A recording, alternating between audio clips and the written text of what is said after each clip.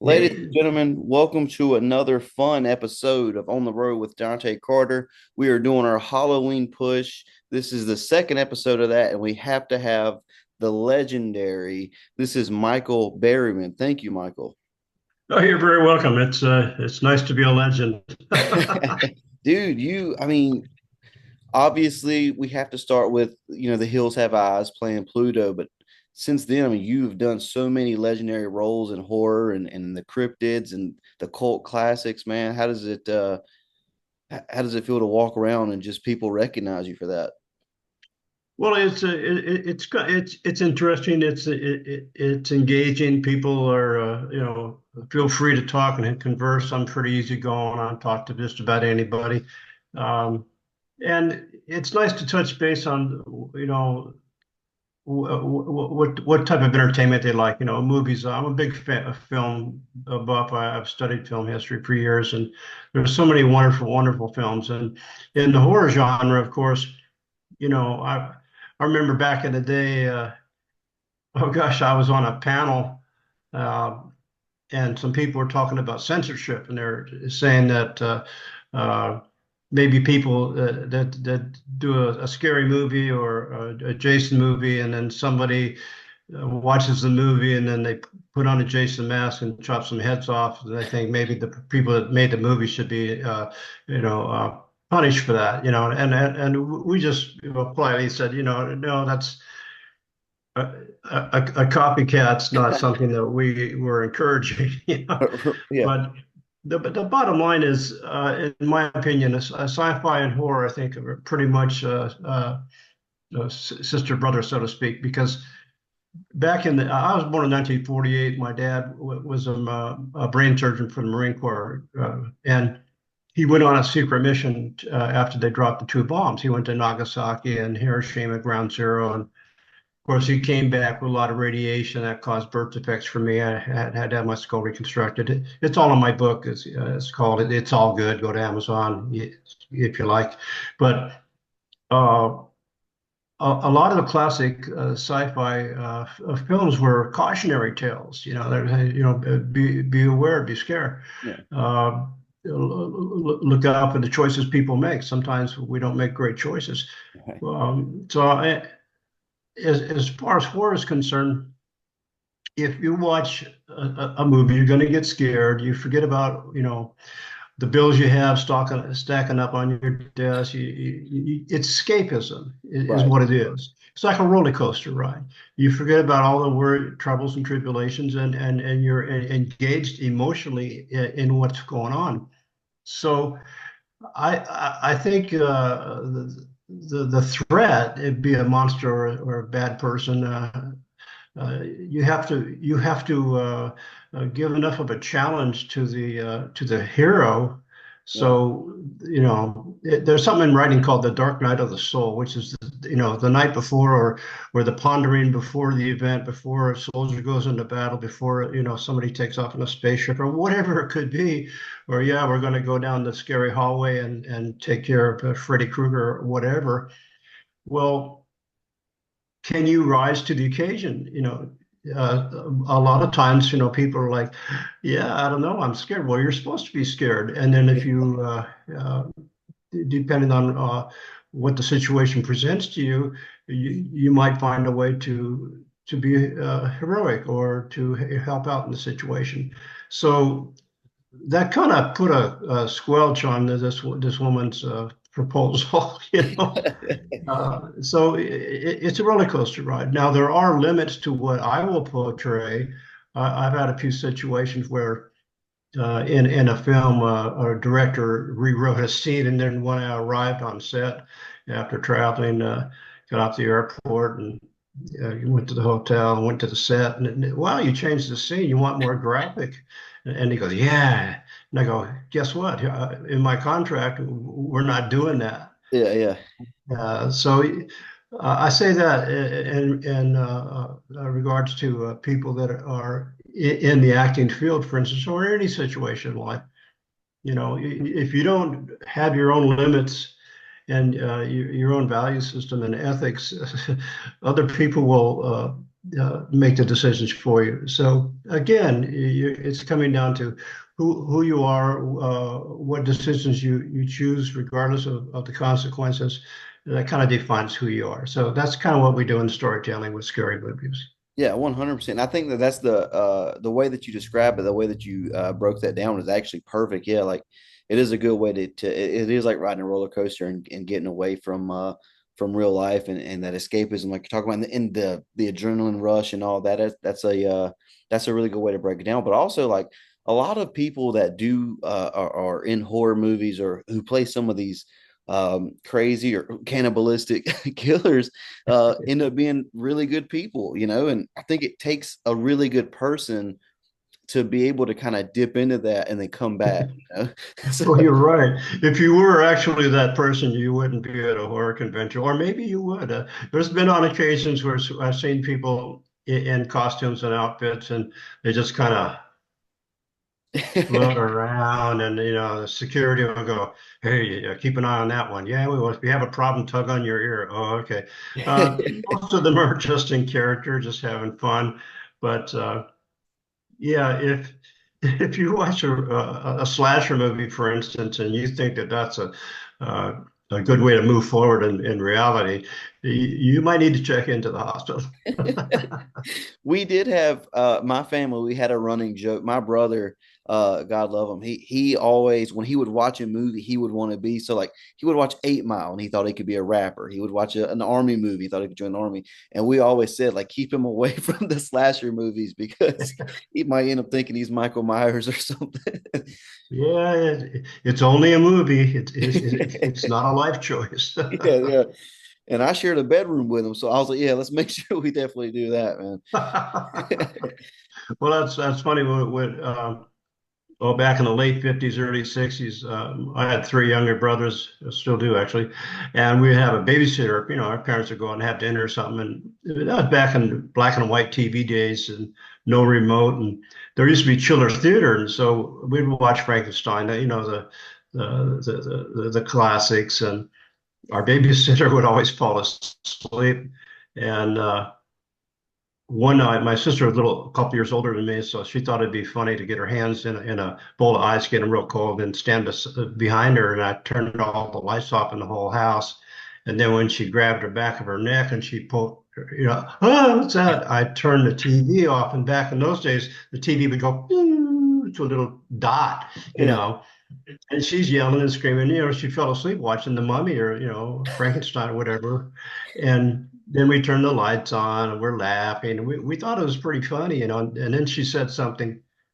She said, "I'm going to tell your parents." Well, no. We hadn't considered that as an option. So we hid, we, Jenny and I, we went upstairs and downstairs, every closet. We hid every wooden coat hanger we could find. Guess what? Yeah. Wire coat hangers. Oh, We got a whooping, but yeah, it wasn't child abuse. It was just, oh yeah, we yeah. were we never did that again. But I think my parents had to pay the guy a little more money to come back next time. But you're kids, you're learning. That's what happens. But she, I mean, in the end, she kind of won because you go on to be a horror legend, a horror icon, and you were one of her first scares. So It's kind of funny. Yeah, yeah, it did she was ever a come back and strange try to? twist. Yeah, said did she ever try to come back and collect payment? Like, hey, maybe I inspired this career. No, I hadn't seen her since I was a kid. Now, and did you say that we were talking a little bit before? You said that this is the 50-year anniversary of The Hills Have Eyes. Yes. That's man, that's Mm. crazy. And I know. film. Well, Wes passed away a couple years ago. I still keep in touch with Lanier, who played Brenda, and then Janice Blythe, of course, who played Ruby. Yeah. Um, Trying to think who else is left. Oh, yeah, there's me. Yeah. What were the challenges? Film has come a long way. We were talking earlier about technology, but film has come a long way. And 50 years ago, if you wanted to be in the desert and you wanted something to happen, it really had to happen. You couldn't make it on a computer and a green screen like you can now. What were some of the challenges you faced being in the desert and and actually having to do these stunts out there, you know? Well, good question. Everything had to be pretty much practical. So let's see. Um, well, when Mars and I attacked the family in the trailer, Yeah. we had no budget. I think they made the movie for $300,000, and it made like $20 million over time. But at that time, we only had the one trailer. So when I take the hatchet and I start chopping it up, Yeah. we had to make sure that the cameraman was following my movements. So we practiced in slow motion. That's it. I pick it up here and I hold it in such a way where you can see that it's a hatchet. And then I'll go over here and I'll hit here, and then I'll go over here and hit there, and then I'll smash through it. Yeah, so we did it. We had to practice, and we only had one take, so that was all one take. But in the beginning, when I'm attacking Brenda, it was Yeah. kind of funny because Susan is such a sweetheart. Um, uh, when Mars goes to pull me off of Brenda, well, first of all, when we were practicing the scenes, we were all trying to, get to know one another. And so Susan said, "Hey, look, when they pull the curtain back, let's pretend like we're really making out hot and heavy." And that kind of broke the ice. Yeah. And we all became very a family. We all, because it was tough conditions, hot in the daytime, cold at night. Yeah. Um, so when you watch the movie and I'm coming up, being pulled up off of Brenda from with Mars, uh, the screen goes black. Well, that's because I moved a little faster than necessary. Than well, I basically hit the camera, and I had a little cut in the back of my head from the camera lens because I wiped the lens, and Oh. then the camera operator Eric had a black eye from the eyepiece, and then when I took the hatchet and I smashed through the divider, I actually got a splinter went all the way through the palm of my hand. Oh. But we finished the take. Um, that was a challenge. Let's see, the German Shepherd, that was the bionic dog, and I used to live at a wolf sanctuary, and I got to become good friends with Mo DeSesso and those people that um, had were dog handlers. Yeah. Well, I had a German Shepherd on set with me, and she was a lot younger. So at night, when they were setting up the camera shots, they would keep Brackett, who was kind of a senior dog at the time, keep him all bundled up, keep him warm, and then my dog had a lot of fun staying in as an extra. That was kind of cool. Um, the rattlesnake, oh my gosh. Oh, yeah. Okay, we didn't have we didn't have a snake professional. We were filming in an area called Apple Valley, and just down the road from Apple Valley, it's the high desert north of LA, northwest, so to speak, about an hour away. They went to a little bar in a place called Lucerne Valley, which I lived there for a while, and it's uh, well, Jim Jones lived there for a while. There's good people and there's Jim Jones kind of people living out. It's creepy. So Peter Locke, our producer, and Wes Craven said, "Man, we got to get a rattlesnake. Where are we going to find a rattlesnake? We don't have a lot of money." So they went to the bar and said, "Hey, we're doing a movie up the Old Woman Springs Road, and uh, you know where we can get a rattlesnake?" This guy actually said, I can show up. You pay me some money, whatever. I'll bring my pet rattlesnake."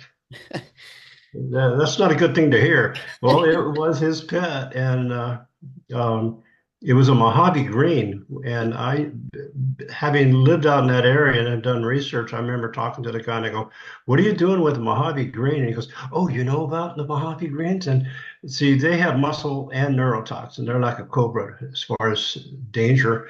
And when, okay. One day we're having lunch, we're sitting in the ravine, and I see a bunch of people jumping up out of the way, Yeah. and they're getting closer to me. So I just step aside. I'm looking, the snake got loose. Well, Janice Blythe, who played Ruby, actually went and picked it up and went to bring it over to Wes Craven. He almost fainted. And then the guy getting the sandwich, he goes, "Oh God, it got loose. Hang on." And he puts it back in the little cage. And that's when we had our conversation. But um, They packed a little cage that the snake was in with ice to make it very lethargic, you know. Well, it was 100 degrees outside. It started to get, that's how it got loose that one day. It got kind of active.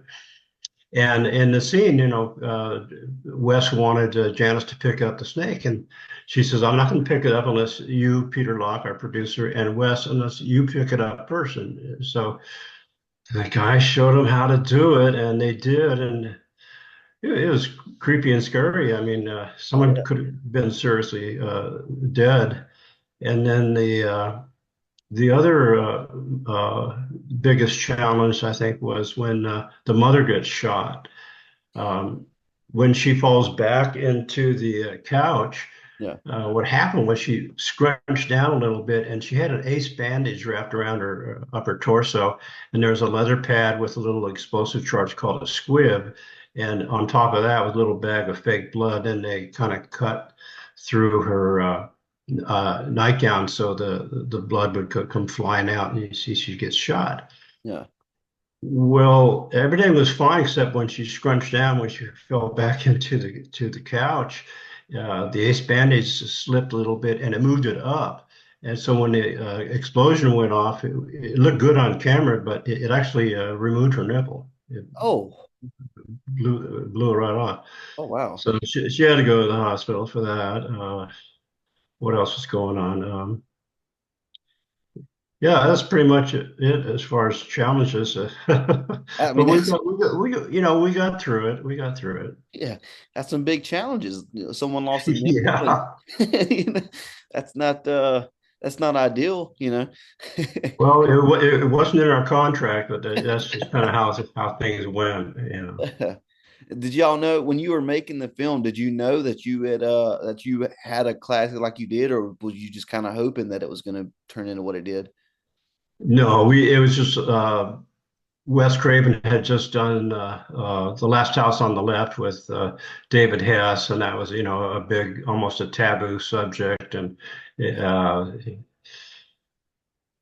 then he met Peter Locke and Barry Kahn, our producers, and they were just trying to make a buck, from making this movie. Yeah, it was based on the McBean family and all of that legend, but we didn't think it would do anything, really. Yeah, But for some reason, it played pretty strong, and yeah, uh, it's still out yeah, there. yeah. People love it, man. It's one of those movies that there's a couple of jump scares here and there, but it's really not jump scares. There's just it's psychological. It's like this is a real thing that could happen, you know, and that same kind of story or concept has been kind of redone and remade a couple of times, not including the actual remakes, but you know, you guys I think were one of the first ones to have like a cannibalistic family, and you know you're trying to kidnap the baby and on, and I think that you set the tone for psychological horror, you know. Right. One of the parallels, of course, is um, who's civilized, who's not. I mean, at the end, the we called them the white bread family, and then we were the Hills family, and we kind of segregated while we were on set, just to kind of stay in character, and back at the hotel, everything was fine and normal, but when you get to a certain point, the peaceful Carter family, they had to revert to extreme violence to survive. This is you either rise to the occasion or you're going to be dinner. Oh, and then the one night when it's hilarious when they had the father's head on the stick and their Papa Jupe is getting ready to do the attack and he's chewing on the leg. That's actually a pork roast with the bone in, and it was late at night. We'd had an early dinner and it was so while the special effects guy was uh, trimming the meat to fit it into the prosthetic arm, we're all grabbing the little shreds of it because it was very tasty. But the whole line where he goes, yeah, he does the whole diatribe. He's talking to the head, and we're going, yeah. And then the camera pulls back, and it's Yes. Mr. Carter. I mean, yeah, it's just your basic, basic scary movie shit, man. Yeah. Y'all tell him, Papa. You're right. I Yeah, know, yeah. I know. Oh, I had a little gem when Mercury he's sitting on he has the radio and he's talking to me and he gets pushed off the cliff. That was Peter Locke, our producer. Oh, okay, nice. Yeah. Yeah, hi Pluto. Will you get something to eat? Maybe I make a joke like last turn and I'll eat the toes. Yeah. We're just having fun. Yeah. Yeah, He was like, maybe everybody laugh. Yeah, yeah, yeah. And that was actually kind of sad, like, because it seemed like of the Hills family, he was like the more of the innocent one, just trying to make y'all laugh, and then he, gets pushed off. And that was one of those ones yeah, where I remember watching, I was kind of like, oh, like he's like, he's like yeah. He just was a goofy, smiley Mercury. and then so y'all do the second one, the sequel comes out, and was it 84? I think that's about right. I think so. The second was cool. I mean, we had better lighting, better cameras, etc. And it's uh, I thought the Reaper character I didn't think was developed very well. The makeup was kind of silly, Yeah. and his portrayal was yeah, I thought was a little benign. It wasn't that helpful or scary. But one of the coolest things about Hills 2 is the first movie that I've ever seen a dog flashback. Yeah. Yeah. It's actually a dog flashback. I know. And you were killed by the same dog, quote unquote, two times, Yeah, yeah. Well, we had to explain it, and that's where I said, my death scene is just my quivering hand with the bracelet from it. And those are real human teeth. Got them from a dentist office, and Oh, wow. the explanation was simple. Papa, who was it? Uh, I forget who somebody. I got patched up, and I'm all, I'm Yeah. alive and well. You're Here's a funny one. But there's a scene where I kicked the motorcycle guy in the head, and he was a young actor, never his first movie. He didn't know how to do a stunt. He had no idea what a frame line was. I said, "Well, it's a box." I said, "Here, look through the camera, and I'll stand where you're going to be." And he goes, "Okay." And I see, you see the edges, top and bottom. And he goes, "Yeah." I says, "Okay, well, here's where your head is, and then my foot touches your head, and your head has to move out of the box." And he goes, "Oh, okay." So we're trying to get it done, and he couldn't get the timing right. He says, "Well, just go ahead and kick me in the head." I go, "Well, I'll have to do more than one take." So what I'll do is and I was wearing moccasins, which kind of helped. I said, when you feel my foot against your face, just keep contact with it, and then my knee will be bent. All I have to do is go straighten my knee, and then you sell it and go Yeah. flying out of frame. And he goes, "Wow, that's a great idea." You know, so I learned from a lot of the older actors when I was starting out, like in Cuckoo's Nest and other movies, and it's a family thing, and we're part of a union, and what we do is it's to travel, see people all over the world sometimes, and bottom line is. What actors do is no different than way back in the early days, sitting around a fire, eating something you killed, feeding your family, and somebody goes, "Yeah, I went out and tried, and boy, I almost got munched by what it is. It's animal, but I survived." And they tell stories around a campfire. It's kind of the same thing. Yeah. And it's really cool to see. And what you do and what you have done for years and years and years, you've entertained families, and it's things that families bond over. I think it's a really amazing thing that what you guys do, and I appreciate it as a fan. Oh yeah, me too. I'm a big fan of so many movies. I've got I'll go on YouTube and watch retro 50s, 60s, 70s Sci-fi, I like a lot of the sci-fi stuff because in the sci-fi genre, they add a lot of humanity. They add a lot of subplots, and it's nice to see people study them and explain why. You can watch it on a more superficial level, just for shits and giggles, or scares, or that's fantastic escapism.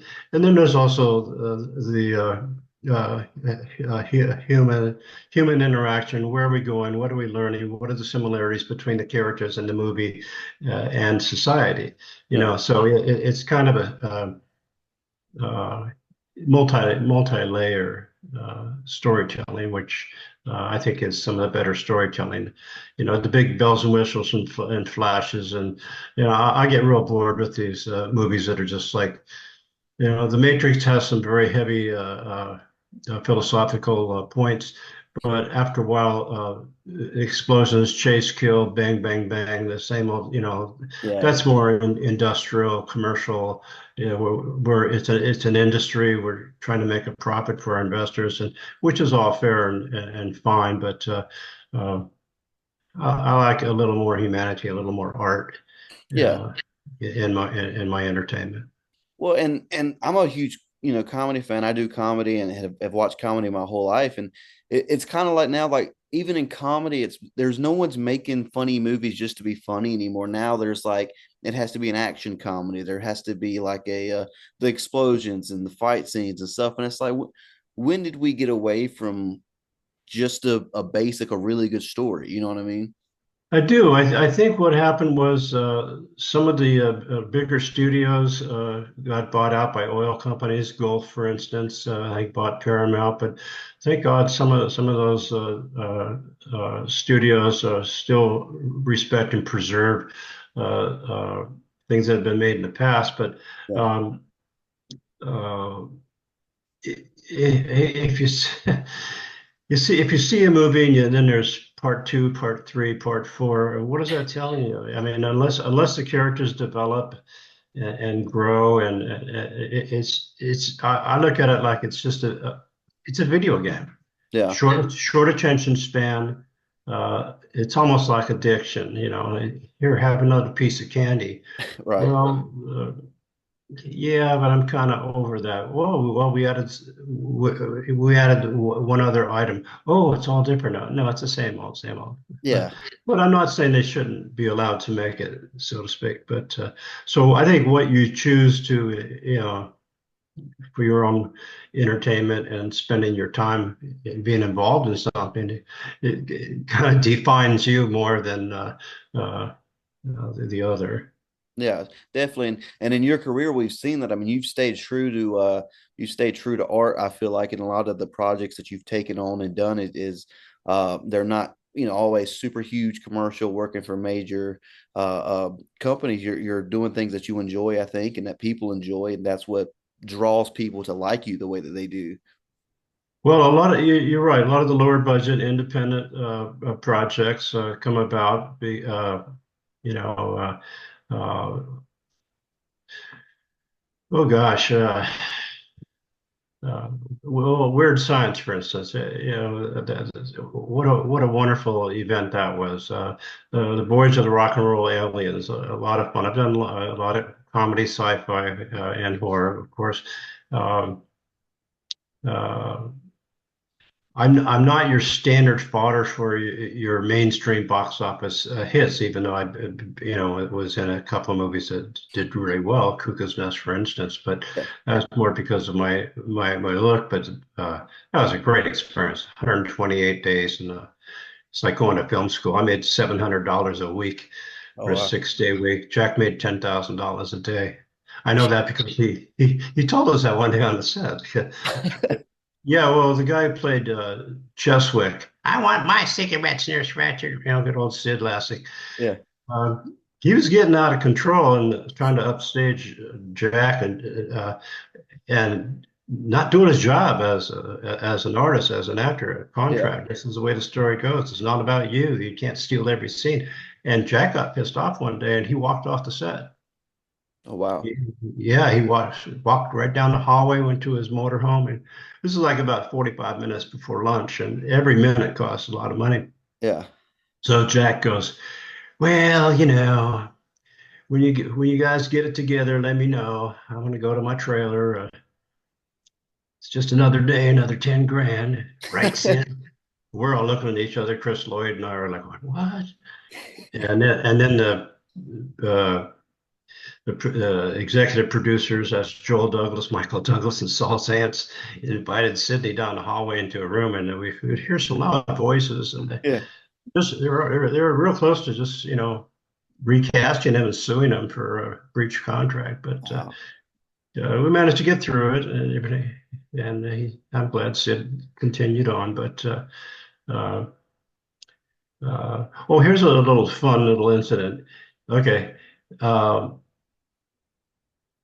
in the movie Evil Dead, in the cabin, Yeah. there's a poster on the wall of The Hills Have Eyes. Oh wow, really? In The Hills Have Eyes, in the trailer, there's a torn poster of Jaws. Those are little wink and nods from the various directors to one another. It's just a little something. Next time you look at it, you go, "Oh yeah, that's right." That's all. I've never called that. Yeah, I want to go back and see that. That's awesome. Yeah, that's what you'll see. Yeah. And the same thing in Evil Dead. There's a Hills Have Eyes poster. That's really cool. That's awesome, man. Yeah, Uh, it's kind of cool. what did you think of the remake of the did you I think were you invited to come watch it in the release party and all or No, no? Oh, no, no, I didn't hear.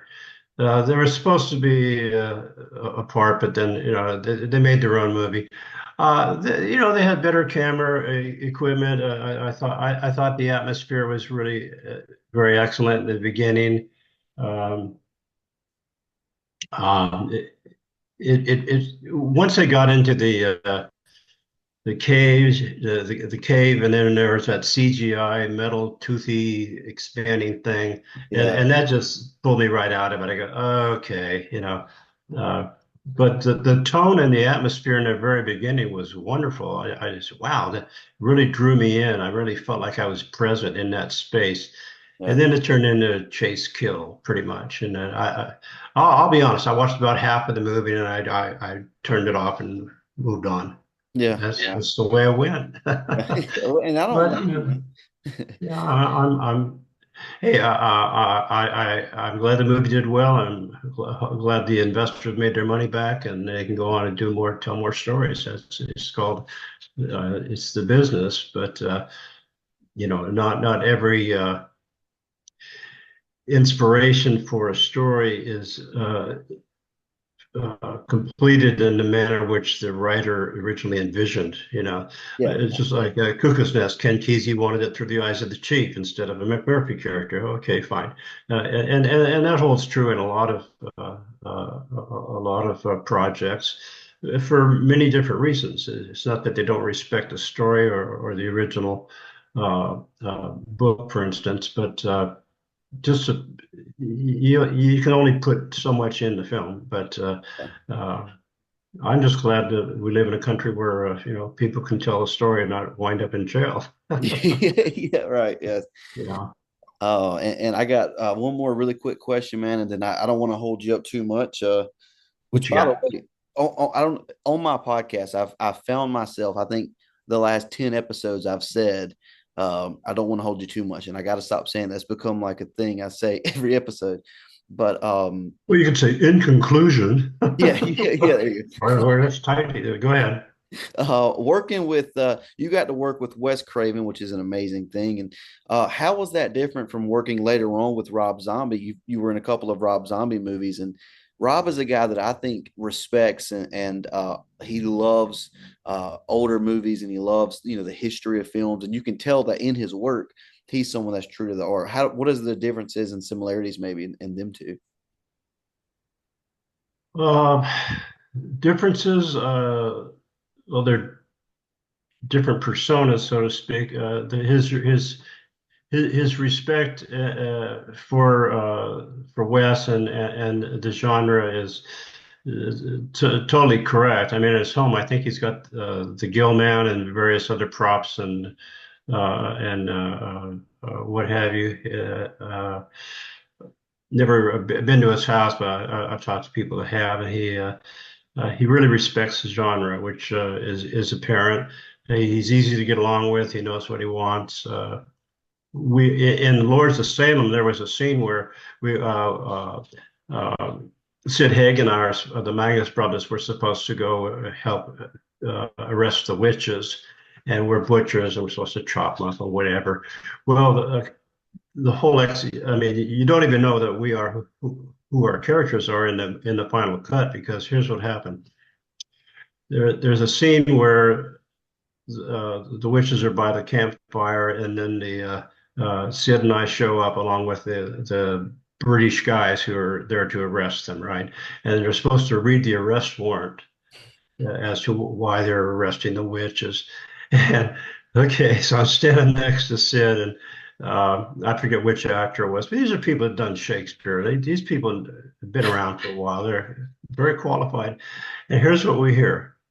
He's holding up. It's late at night, and this is after the actresses have been up on the hillside with it was super cold, and then they get arrested and they get dragged down to. So the actors have been through a lot. Well, they never used hardly any of that footage, for about an hour and a half. So now it's like about 1 in the morning, and we're down by the campfire, and the witches are there, the actors, and the guy holds up uh, the arrest warrant, and waiting for him to say his lines. These are scripted lines. You're supposed to Yeah. memorize your lines. And here's what we hear. Rob, could you make the torches and the fire a little brighter, please? I don't have enough light to read the arrest warrant. Okay, we all go back to our tread, and pretty soon there's a knock on the door, and Rob goes, "Hey, man, I'm really, really sorry. You know, geez, wow, if I didn't know uh, uh, that they couldn't read the warrant. I would have, at my own expense, this is Rob Zombie. He says, at my own expense, I would have had them, I would have made some glasses with the frames that looked like they're from the same period, but also prescription so they could read it, Yeah. with not a lot of light, and I said, no, Rob, what should have happened was they didn't memorize their lines. Yeah. Now, that's no harm, no foul. I know a lot of actors that are very much household names that have to read off a cue card, but they can still do a dynamite performance. Or you can put a little microphone up in here and feed them their lines. There's Yeah. ways to get through that, but you don't spring that on your director when you're in production, because your actors and talent are only available under contract for a certain period of days and times, and you have to reschedule, and that's just it's just wrong. Yeah. And I says, technically you could have, sued them, or just hammered the hell out of them for, you don't do that. And yeah, if you want an Oscar, fine, but if you're going to be on set, be professional. You know the ins and outs. You say, hey, I have trouble. I got, I slipped and hit my head. I have trouble remembering things. Help me get through my dialogue. Yeah. Yeah. They didn't do that, so that's why they cut out about 5 pages of the story. It doesn't even explain why they showed up at the Magnus brothers' houses, because we were butchers and we're supposed to chop up. There's some of the dialogue was, "Yeah, I can't wait to chop up, have some witch flanks or whatever." Yeah. It's kind of a silly line, uh, but so, sometimes production has problems. Like, well, just look at The Crow. Oh, Brandon got shot the day before I was to fly out and spend 2 weeks. It's just him and me with Skull Cowboy and Eric Craven. yeah. I'm a big safety advocate, huge, especially around firearms. I've been around firearms my whole life, but that could have been totally prevented. Yeah. Yeah. Um, but one of the real blessings about being in this industry is you make friends for a lifetime, and sometimes you get to work on a project that just makes the world a little brighter for people. And Yeah. that's what's kind of funny. I remember before Bill Paxton passed away, I was at a convention with him, and I said, "Hey, Bill, from Weird Science, Bill Paxton, yeah, Yeah. Chet." I go, hey, you're my favorite whiner. And the other said, that's T. What do you mean, Michael? And I said, well, aliens, your line is game over, man. You know, et cetera, et cetera. Where it's, I Yeah. always used to harass them with that, but Yeah. you work with really interesting people, full range. So get some popcorn, go out, forget about what's in the news, and be transported through a good Yeah. story. That's great, and that's really good advice. And I think that is the best way to kind of wind this down, man. That's the get people out there and go watch some movies with some, get some popcorn. And here we are, 50 years since The Hills Have Eyes, Yes. and I'm, Dante Carter. I'm a Carter, and I'm interviewing Pluto. And so after 50 years, the Carters and the Plutos are and Pluto, the Hills family, are finally come together for a little bit. Well, from the hills have eyes, Pluto has one bit of advice. Stay on the main road. That's awesome, man. Thank you so much for your You're time, brother. very I welcome. appreciate it. Great job, man. Yes, sir. Have a great day, brother. You do the same. Bye bye, man. Peace out.